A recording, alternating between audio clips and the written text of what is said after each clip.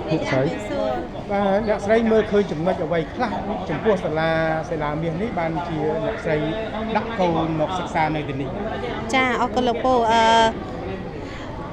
អ្វីដែលខ្ញុំសម្រេចចិត្តយកកូនមកសាលានេះគឺខ្ញុំមើលឃើញចំណុចមួយចំនួនតាក់ទងទៅនឹងគុណភាពរៀនកម្រិតភាសាដូចយើងដឹងនៅសាលានោះមាន3ភាសាចាហើយមួយទៀតតកតងនឹងសុជីវធម៌ចាដែលសិក្សាទាំងអស់ខ្ញុំមកឃើញថាគួរចាប់អារម្មណ៍មែនតើព្រោះសិស្សធំគាត់ចេះលើកដៃជំរាបសួរ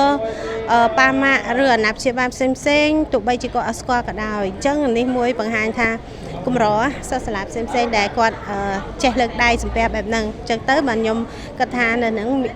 ជាកន្លែងមួយដែលពង្រឹងសុជីវធម៌កូនបានល្អ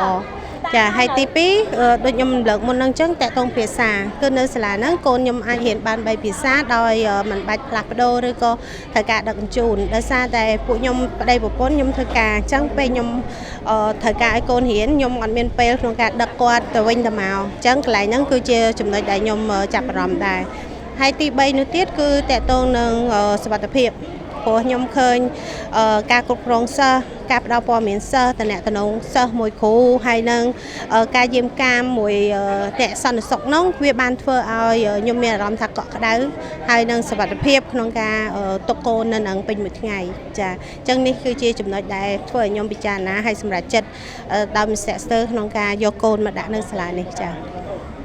បងស្រីអាចបញ្ជាក់បន្តិចបានទេថាបន្ទាប់ពីការដាក់កូននៅសាលានេះបងស្រីបានសង្កេតឃើញថាពីចំណេះដឹងរបស់កូននឹងវាមិនដែរចាខ្ញុំមានកូន2នាក់ដែលរៀននៅសាលាហ្នឹងហើយ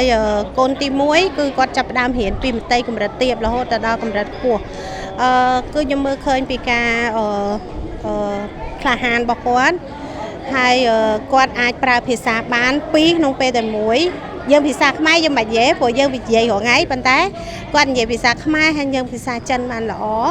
ហើយខ្ញុំភ្ញាក់ផ្អើលមែនតើនៅពេលគាត់រៀនថ្នាក់ទី3គាត់អាចនិយាយភាសាចិនបានល្អហើយឥឡូវនេះគាត់បានបញ្ចប់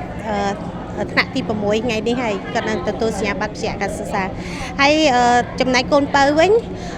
គាត់រៀងការជើងកូនបងអញ្ចឹងភាពអត់ធ្មត់របស់គ្រូចាការយកចិត្តទុកដាក់របស់គ្រូអ្នកគ្រូហើយនឹង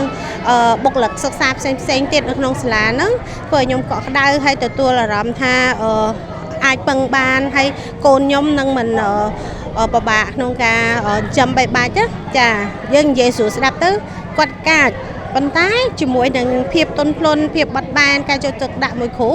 ធ្វើឲ្យគាត់អាចសម្របហើយគាត់អាចរៀនបានល្អចាហើយកូនបើខ្ញុំឥឡូវនេះគាត់រៀនដល់ថ្នាក់ទី3ហើយចា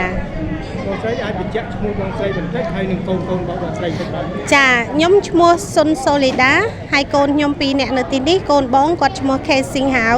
ថ្នាក់ទី6បញ្ចប់ថ្ងៃនេះហើយនឹងកូនទី2ថ្នាក់ទី3ឈ្មោះខេជាសឹង